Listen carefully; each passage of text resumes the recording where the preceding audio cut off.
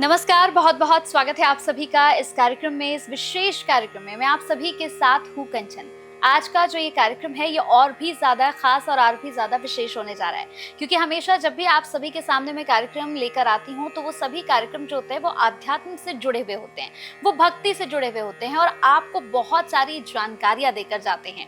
बहुत सारे ऐसे रहस्यमय सवाल मैं अपने कार्यक्रम में पूछती हूँ जिन्हें अक्सर आप नहीं समझ पाते हैं या फिर उन्हीं चीज़ों में कहीं ना कहीं आप गलतियाँ कर देते हैं। तो आज भी एक ऐसा ही कार्यक्रम आप सभी के समक्ष में लेकर हाजिर हूँ जिसमें हम बात करेंगे शारदीय नवरात्रों को लेकर, क्योंकि अक्सर नवरात्रों के 9 दिनों में दर्शकों आप कुछ ना कुछ ऐसा कर जाते हैं जिसकी वजह से आपको कहीं ना कहीं मुश्किलों का सामना करना पड़ता है और फिर आप ये कहते हैं कि माता रानी के हमने तो 9 के 9 व्रत किए, हमने तो विधि विधान से पूजा अर्चना की, लेकिन फिर भी माता रानी ने हमें आशीर्वाद क्यों नहीं दिया। अरे भाई, कैसे आशीर्वाद देंगी जब उन 9 दिनों में ही कहीं ना कहीं आप कुछ ना कुछ गलत कर रहे हैं।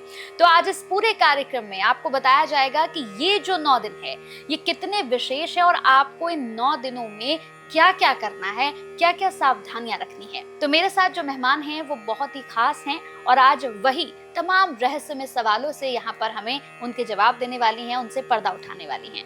मेरे साथ आचार्य सावी जी हैं। बहुत बहुत स्वागत है सावी जी आपका। नमस्कार, धन्यवाद और सभी दर्शकों को जय माता दी। अब हम बात करेंगे माँ के छठे स्वरूप यहाँ पर माँ कात्यायनी की। कहते हैं कि माँ कात्यायनी जो है ये शत्रुओं का नाश करती है और आपका मनोबल जो है वो बहुत ज्यादा बढ़ाती हैं। तो हम माँ कात्यायनी को प्रसन्न करने के लिए क्या करें और कौन सा भोग माँ कात्यायनी को लगाएं? बिल्कुल, देखिए माँ कात्यायनी की जब हम बात करते हैं तो महिषासुर मर्दिनी माँ के इसी स्वरूप को कहा गया है। तो यानी कि आपके जीवन से शत्रुओं का नाश करना, नेगेटिविटी को खत्म करना, कार्य अगर सिद्ध नहीं हो पाते हैं, दूसरों की नजर लग जाती है, दूसरों की टोक बहुत ज्यादा है आपके जीवन में, तो ऐसे में माँ के इस स्वरूप को, छठे स्वरूप की जब आप माता रानी की माँ कात्यायनी की पूजा अर्चना करते हैं, माँ दुर्गा के समक्ष जब आप माँ कात्यायनी का स्मरण करते हुए पूजा अर्चना करते हैं, तो आपके जीवन से कठिनाइयों का, शत्रुओं का, नेगेटिविटी का, नेगेटिव ऊर्जा का, इन सभी चीजों का नाश होता है। तो इसीलिए आपको माँ के इस स्वरूप की पूजा अर्चना जो है वो विशेष करके करनी चाहिए। माँ के इस स्वरूप की जब हम बात करते हैं तो इनकी भी 4 भुजाएं हैं और माँ के इस स्वरूप में वरद मुद्रा, अभय मुद्रा, एक हाथ में कमल और एक हाथ में खड़ग इन्होंने धारण कर रखा है, इन्होंने अपने हाथ में सुशोभित किया है। इसी के साथ में माता रानी के जब हम इस स्वरूप की बात करते हैं तो माँ को, ये माता रानी का जो स्वरूप है ये ऋषि कात्यायन की पुत्री है, इसीलिए इन्हें कात्यायनी के नाम से जाना जाता है। तो ऋषि कात्यायन ने बहुत ज्यादा पूजा अर्चना करके आशीर्वाद स्वरूप में पुत्री के रूप में माँ कात्यायनी को अपने घर में प्राप्त किया था।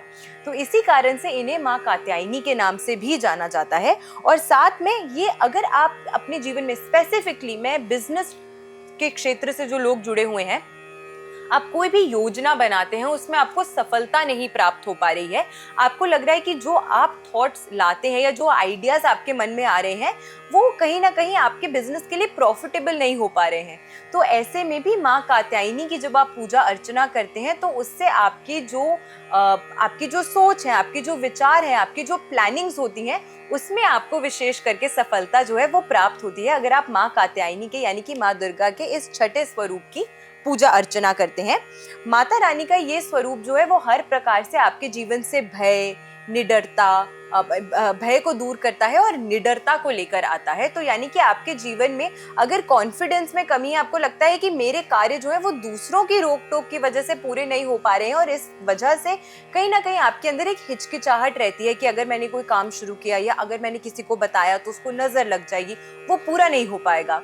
तो इस तरीके की परेशानी अगर अक्सर आती है आपके जीवन में, तो ऐसे में भी माँ कात्यायनी के इस स्वरूप की पूजा अर्चना आपको जरूर करनी चाहिए। ये आपके आज्ञा चक्र को, यानी कि आपके थर्ड आई के जो चक्र होता है, जो आपको आपके जीवन में विजन, क्लैरिटी प्रोवाइड करता है, जो आपकी इमेजिनेशन को अच्छा करता है, उस चक्र की ऊर्जा जो है वो माता रानी के इस स्वरूप से आती है। और ऐसे में जब आप सोलिडाइट या फिर एमेथिस्ट का क्रिस्टल लेके पूजा अर्चना करते हैं इस समय के दौरान, तो उससे आपके थर्ड आई यानी कि आज्ञा चक्र की ऊर्जा जो है वो सबसे ज्यादा स्ट्रॉन्ग होती है और वो सबसे ज्यादा मजबूत होती है माँ के इस स्वरूप की पूजा से। माँ को शहद का भोग आपको जरूर अर्पित करना चाहिए, ये माँ को अत्यंत प्रिय है। और माँ को लाल रंग के पुष्प आपको जरूर भेंट करने चाहिए, लाल रंग की चुनरी, लाल रंग का श्रृंगार, लाल रंग माँ को अत्यंत प्रिय है। इस दिन पूजा अर्चना कर रहे हैं तो खास करके लाल रंग के वस्त्र धारण करके, लाल रंग की चुनरी ओढ़कर अगर आप पूजा अर्चना करते हैं तो उससे आपको लाभ मिलता है।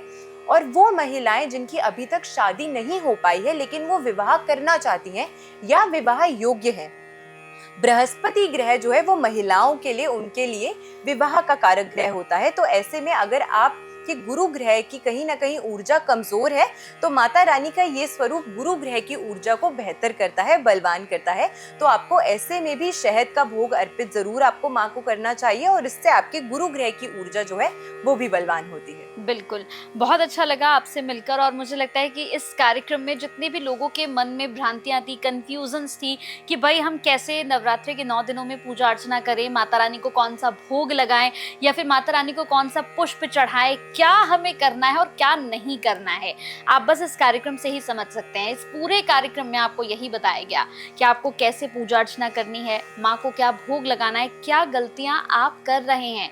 देखिए, गलतियां मत करिए, क्योंकि पूजा अर्चना हम जब भी करते हैं ना तो हमारा भाव जो होता है ना, हमारा भाव उस पूजा में निकलकर सामने आ जाता है, हमारी श्रद्धा निकलकर बाहर आ जाती है। तो प्लीज बहुत श्रद्धा से, बहुत भाव से पूजा करिए। और जैसे कि हमारी खास मेहमान ने बताया है, एक एक चीज का प्लीज बहुत ज्यादा ख्याल रखिएगा। बहुत बहुत थैंक यू, बहुत बहुत धन्यवाद मैम, आपने अपना कीमती समय दिया और इस कार्यक्रम को इतना स्पेशल बनाया। बहुत बहुत धन्यवाद। धन्यवाद। जय माता दी। जय माता दी।